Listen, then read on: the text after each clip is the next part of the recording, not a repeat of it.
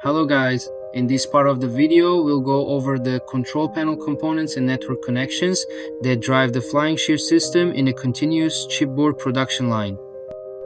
The control panel is equipped with following instruments. The Omron NX1P2 Motion Controller is extended with a power feed unit to support two incremental encoder modules.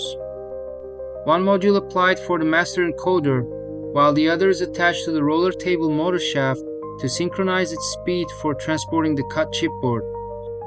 The EtherCAT Coupler Unit is utilized to add digital and analog I/O modules. This project includes two R88D1SN Servo Drives, as there are two parallel flying shears, with one always in standby mode as a backup. This is the HMI that is applied in this project, and the switching hub that is used to connect all Ethernet devices in the system. We'll also explore the network structure in detail. EtherCAT is used to connect the motion controller to the coupler unit of the I/O modules and servo drivers, providing high-speed, real-time communication for seamless motion control. Meanwhile, Ethernet is used to connect the switching hub to the motion controller, HMI, and PC, ensuring smooth data exchange and system monitoring.